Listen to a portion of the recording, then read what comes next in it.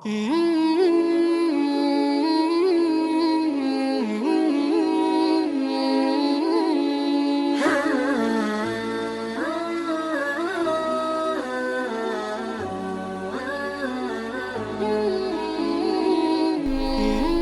علیکم ورحمۃ اللہ وبرکاتہ۔ اسلام ود عائشہ نور میں آپ سب کو خوش آمدید۔ آج ہمارا ٹاپک ہے آدمی کے حشر کے بارے میں، کہ انسان کا حشر کس طرح ہوگا اور کس کے ساتھ ہوگا۔ تو اس کے بارے میں حدیث مبارکہ میں ارشاد ہے، ہمارے نبی پاک صلی اللہ علیہ وسلم نے ارشاد فرمایا، المرء مع من احبہ، یعنی کہ آدمی جو ہے انسان اسی کے ساتھ ہوگا جس سے وہ محبت کرتا ہوگا۔ اب اس حدیث مبارکہ میں بظاہر یہ حدیث مبارکہ 3 الفاظ کی چھوٹی سی حدیث ہے، لیکن اس میں بہت ہی جامع حکمتیں ہیں جو ہمارے نبی پاک صلی اللہ علیہ وسلم نے اپنی امت تک پہنچائی ہیں۔ اگر ہم اس میں غور کریں تو اس حدیث مبارکہ سے ہمیں ڈھیر ساری باتیں پتہ چل رہی ہیں، جن میں سے ایک تو یہ ہے کہ آدمی اسی انسان کے ساتھ ہوگا جس سے محبت کرتا ہوگا۔ اس کا پہلا مطلب یہ ہے کہ قیامت والے دن ہمارا جو حشر ہے اور ہمارا جو حساب کتاب ہے وہ اللہ رب العزت ان لوگوں کے ساتھ کریں گے جن سے ہم محبت کرتے ہوں گے، اور اسی طرح دنیا میں بھی ہمارے اعمال جس جیسے ہوں گے، جس سے ہمیں محبت ہوگی، وہی حشر ہمارا آخرت میں ہوگا۔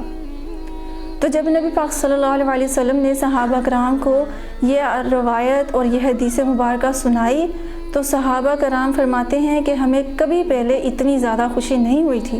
جتنی ہمیں یہ حدیث سن کر خوشی ہوئی،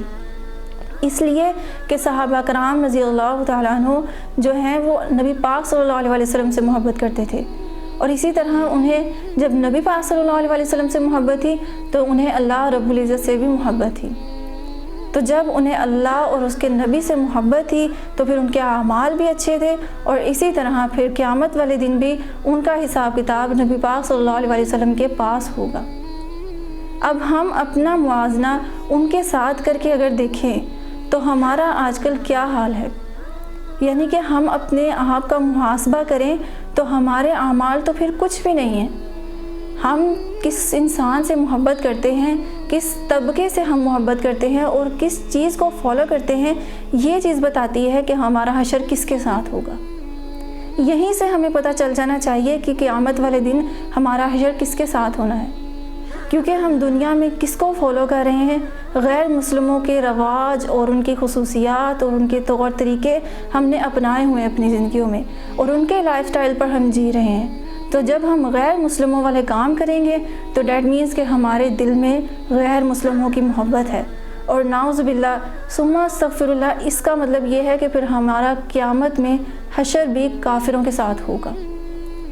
یہ صاف ہمیں بتایا جا رہا ہے اس حدیث میں کہ اگر ہم نے اپنے ربی سے، اپنے اللہ سے محبت کی، اپنے نبی کا عشق ہمارے دل میں ہوا اور ان جیسے اعمال ہوئے تو انشاءاللہ العزیز ہم آخرت میں پھر انہی کے ساتھ اٹھائے جائیں گے۔ اسی لیے تو صحابہ کرام کو اتنی خوشی ہوئی تھی کہ ان کی خوشی کا کوئی ثانی نہیں تھا، کوئی مثل نہیں تھی کہ انہیں اتنی زیادہ خوشی ہوئی تھی یہ حدیث سن کر۔ اور اسی طرح اب ہم اپنے اعمال کو دیکھیں تو یہ ہمارے لیے دکھ کی بات ہے کہ ہم کس کو فالو کر رہے ہیں، ہمارے اعمال کس جیسے ہیں، ہمارا کھانا پینا، ہمارا رہن سہن، ہمارے طور طریقے، ہمارا اٹھنا بیٹھنا، غرض یہ کہ ہماری جو وضع قطع ہے، ہمیں دیکھنے سے کوئی کہتا ہی نہیں ہے کہ یہ مسلمان ہے، دیکھنے سے ہی نہیں کسی کو پتہ چلتا ہے کہ یہ مسلمان ہے، یہ نبی کا امتی ہے۔ ہمارے چہروں سے داڑھیاں چلی گئی ہیں، ہم داڑھی بھی نہیں رکھتے، اور ہمارے چہرے پہ سنت بھی نہیں ہے، اور ہمارے جو مسلمان طبقے ہیں ان میں پردہ ختم ہو چکا ہے، عورتوں میں بے حیائی پھیل چکی ہے۔ تو یہ سب کس کے کام ہیں؟ یہ ہمارے نبی پاک صلی اللہ علیہ وسلم نے تو نہیں سکھائے تھے۔ تو جس طرح ہم جس کو فالو کریں گے، جس کے نقش قدم پہ چلیں گے، تو وہی کام اسی انسان کے ساتھ ہمارا قیامت والے دن حشر ہوگا۔ اور پھر کافروں کا حشر تو ہم سب جانتے ہیں کہ کتنا برا ہوگا، لہٰذا ہمیں یہیں پر بیٹھ کے ہی سوچ لینا چاہیے، اور یہیں پر ہمیں سمجھ لینا چاہیے کہ ہمارا جو حشر ہے اور جو ہمارا آخر میں حساب کتاب ہے وہ کہیں کافروں کے ساتھ تو نہیں ہو رہا۔ تو جب ہمارے ذہن میں یہ بات آ جائے گی تو وہیں سے پھر سمجھیں کہ ہم جو ہے ہم سیدھے راستے پہ آنا شروع ہو جائیں گے۔ وہ اس طرح کہ جب ہم غور کریں گے کہ میرے اعمال کیسے ہیں، صبح سے لے کر شام تک اپنے اعمال دیکھیں، اپنا ڈریسنگ دیکھیں، ڈریسنگ سینس کیا ہے، ہم کھاتے پیتے کیسے ہیں، جانوروں کی طرح تو نہیں کھا رہے، ورنہ پھر جانوروں کے ساتھ ہمارا حشر ہوگا۔ ہمارا کھانا پینے کا رہن سہن کا طریقہ نبی پاک صلی اللہ علیہ وسلم جیسا ہونا چاہیے۔ ہمارے اخلاق، ہمارے اعمال، ہماری عبادتیں سب ہمارے نبی پاک صلی اللہ علیہ وسلم جیسی ہوں گی، پھر ہمارا حشر ان کے ساتھ ہوگا۔